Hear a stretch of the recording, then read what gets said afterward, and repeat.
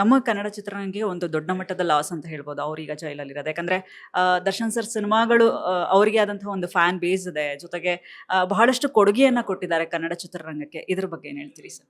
ಅಲ್ಲ, ಆ ಆಧಾರದ ಮೇಲೆ ಅಲ್ವಾ ನಾವಿವತ್ತು ಅವ್ರ ಪರವಾಗಿ ನಿಂತಿದ್ದು. ಏಕೆಂದರೆ ಸುಮಾರು ಚಲನಚಿತ್ರಗಳಲ್ಲಿ ಅವ್ರನ್ನ ಅಭಿನಯ ಮಾಡಿದ್ದಾರೆ. ಇವತ್ತು ಚಿತ್ರರಂಗದ ಅನೇಕ ಕಲಾವಿದರು ಇವತ್ತು ಅವರ ಸಿನಿಮಾಗಳಲ್ಲಿ ಇವತ್ತು ಹೊಟ್ಟೆ ತುಂಬ ಊಟ ಮಾಡಿದ್ದಾರೆ. ಇವತ್ತು ಎಷ್ಟೋ ಜನಕ್ಕೆ ಕೆಲಸ ಇಲ್ಲ.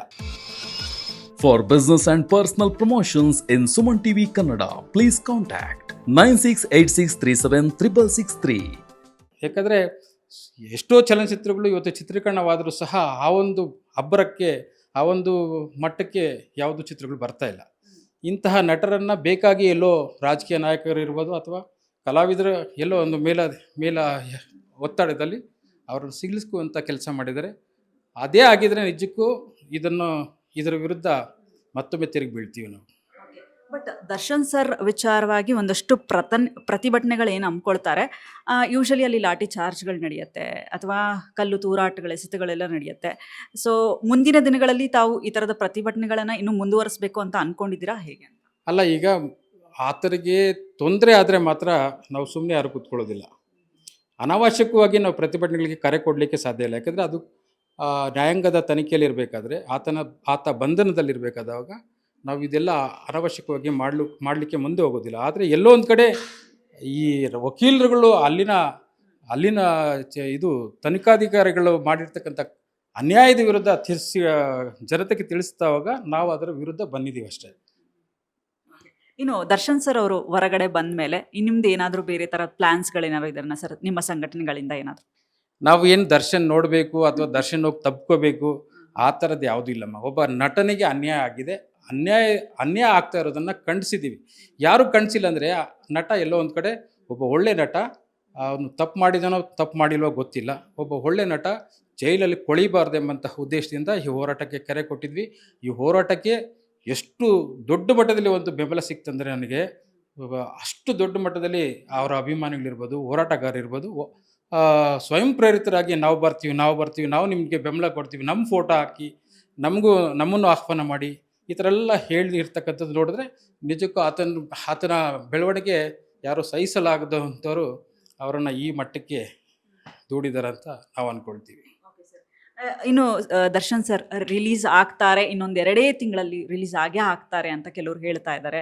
ಸೊ ಏನು ಹೇಳ್ತೀರಾ ನೀವು? ಅಂದರೆ ಇದೇನಾ ಆ 2 ತಿಂಗಳಲ್ಲಿ ರಿಲೀಸ್ ಆಗೋ ಚಾನ್ಸಸ್ ಇದೆನಾ? ಯಾಕಂದ್ರೆ ನೀವು ಒಂದಷ್ಟು ಕೇಸ್ ಅನಲೈಸೇಷನ್ ಏನಾದ್ರು ಮಾಡಿದಾಗ ದರ್ಶನ್ ಮೊದಲ ಬಾರಿಗೆ ಬಂಧನಕ್ಕೊಳಗಾದಾಗ ಅವ್ರು ಬರೋದೇ ಇಲ್ಲ ಅಂದರು ಅಲ್ವಾ? ಬರೋದೇ ಇಲ್ಲ ಅಂದಾಗ 3 ತಿಂಗಳಾದ ನಂತರ ಅವ್ರು ಮತ್ತೆ ಬಂದ್ರೊಳಗೆ, ಮತ್ತೆ ಒಳಗೆ ಹೋಗಿದ್ದಾರೆ. ದೇವರ ಕೃಪೆ, ಆ ಚಾಮುಂಡಿ ಆಶೀರ್ವಾದ, ಅಣ್ಣಮ್ಮನ ಆಶೀರ್ವಾದ ಮತ್ತು ಇವು ನಮ್ಮ ಸಮಸ್ತ ಅಭಿಮಾನಿಗಳ ಒಂದು ಆಶೀರ್ವಾದ ಬೆಂಬಲದಿಂದ ಬರ್ಬೋದು, ಹೇಳೋಕ್ಕಾಗಲ್ಲ. 2 ತಿಂಗಳಲ್ಲಿ ಬರ್ಬೋದು ಅಥವಾ ಬರದೇ ಇರಲಿಕ್ಕೆ ಬರೋದೇ ಇಲ್ಲ ಅಂತ ಹೇಳಲಿಕ್ಕೆ ಸಾಧ್ಯ ಇಲ್ಲ ಅಲ್ವಾ? ಒಬ್ಬ ಒಳ್ಳೆ ನಟ ಬರ್ತಾರೆ. ಯಾಕಂದರೆ ಎಷ್ಟೆಷ್ಟೋ ಜನ ತಪ್ಪುಗಳನ್ನು ಮಾಡಿದ್ದಾರೆ, ಅವರೆಲ್ಲ ಇವತ್ತು ಈಚೆ ಇದ್ದಾರೆ. ಉದ್ದೇಶಪೂರ್ವಕವಾಗಿ ಈತನ ಮೇಲೆ ಆರೋಪಗಳನ್ನು ಹಾಕಿ ದೂರುಗಳನ್ನು ದಾಖಲಿಸಿ ಸುಳ್ಳು. ಆ ಉದ್ದೇಶದ ಹಿಂದಿನ ಕಾರಣಗಳೇನಾದರೂ ತಿಳ್ಕೊಳ್ಳೋಕೆ ಪ್ರಯತ್ನ ಮಾಡಿದ್ರೆ ತಾವು? ಈಗ ಪ್ರತಿಯೊಬ್ಬ ಹೆಸರು ಮಾಡಿರ್ತಕ್ಕಂಥ ನಟರ ವಿರುದ್ಧ ಆಗಲಿ, ರಾಜಕಾರಣಿಗಳ ವಿರುದ್ಧ ಆಗಲಿ, ಹೋರಾಟಗಾರರ ವಿರುದ್ಧ ಪಿತೂರಿ ಇದ್ದೇ ಇರುತ್ತೆ. ರಾಜಕಾರಣಿಗಳು ಪಿತೂರಿಯಿಂದ ಈ ಥರ ಒಳ ಸಂಚುಗಳನ್ನು ರೂಪಿಸಿ ಅವರನ್ನು ಇಕ್ಕಟ್ಟಿಗೆ ಸಿಕ್ಕಿಸುವಂಥ ಕೆಲಸ ಮಾಡಿದ್ದಾರೆ. ಇವತ್ತಲ್ಲ ನಾಳೆ ಈಚೆ ಬಂದೇ ಬರ್ತಾರೆ. ಆ ಬರುವುದನ್ನು ಇವತ್ತು ಅಭಿಮಾನಿಗಳು ಕಾಯ್ತಾ ಇದ್ದಾರೆ. ನಾವು ಸಹ ಹೋರಾಟಗಾರರಾಗಿ ನಾವು ಸಹ ಕಾಯ್ತಾ ಇದ್ದೀವಿ, ಬಂದೇ ಬರ್ತಾರೆ ಈಚೆ. Super sir. ಇನ್ನು ನಟ ದರ್ಶನ್ ಅವರು ಜೈಲಲ್ಲಿ ಇರೋದಕ್ಕೆ ಕಾರಣ, ಅದು ಇಷ್ಟು ದಿನಗಳ ಕಾಲ ಜೈಲಲ್ಲಿ ಇರೋದಕ್ಕೆ ಕಾರಣ ರಾಜಕೀಯ ಕುತಂತ್ರ, ಷಡ್ಯಂತ್ರ ಅಂತ ಬಹಳಷ್ಟು ಜನ ಆರೋಪಗಳು ಕೂಡ ಒಂದಷ್ಟು ಮಾಡ್ತಾ ಇರುವಂಥದ್ದು. ಇದ್ರ ಬಗ್ಗೆ ನೀವು ಹೇಳಿ. ಅಲ್ಲ, ಈಗ ಯಾರೇ ಹೋದರೂ ಅದನ್ನೇ ಹೇಳೋದು, ಷಡ್ಯಂತ್ರ, ಕುತಂತ್ರ, ಒಳಸಂಚು ಇಷ್ಟೇ ಹೇಳೋದು. ಅದರಿಂದ ಸತ್ಯಾಸತ್ಯತೆ ಇದೆಯೋ ಇಲ್ಲ ಅನ್ನೋದನ್ನು ಇವತ್ತು ಇವಾಗ ತನಿಖೆ ಮಾಡ್ತಾರಲ್ಲ, SIT ಅಂತ ನೇಮಕ ಮಾಡ್ತಾರೆ.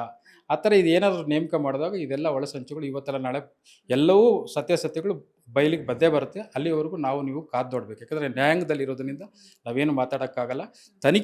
ತನಿಖಾಧಿಕಾರಿಗಳು ಮಾಡಿರ್ತಕ್ಕಂತಹ ವಿಷಯಗಳ ಬಗ್ಗೆ ನಾವು ಇವತ್ತು ಹೋರಾಟಕ್ಕೆ ಕರೆ ಕೊಟ್ಟಿದ್ದೀವಿ ಅಷ್ಟೇ.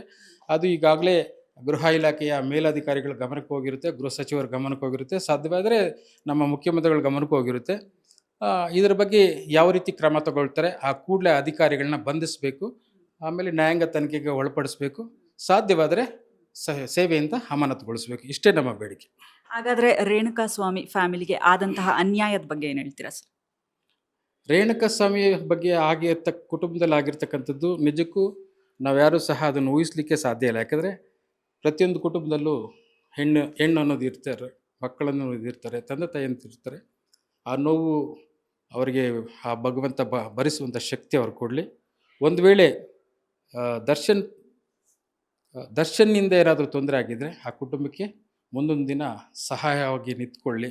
ಕಾನೂನಿನಿಂದ ಹೊರ ಬಂದ ಮೇಲೆ ಅವ್ರ ಕುಟುಂಬವನ್ನು ಅವ್ರು ಕೈ ಬಿಡದೆ ಕಾಪಾಡಲಿ ಅಂತ ಕೇಳ್ಕೊಳ್ತೀನಿ ಅಷ್ಟೇ. Thank you sir, thank you so much ಇಷ್ಟೊತ್ತು ಮಾತಾಡಿದ್ದಕ್ಕೆ. ಎಸ್ ವೀಕ್ಷಕರೇ, ಇದಾಗಿತ್ತು ನಟರಾಜ್ ಬೊಮ್ಸಂದ್ರ ಅವರ ಮಾತು. ಕ್ಯಾಮ್ರಾ ಪರ್ಸನ್ ನಂದೀಶ್ ಜೊತೆ ಪೂಜಾ ಶಿವಕುಮಾರ್.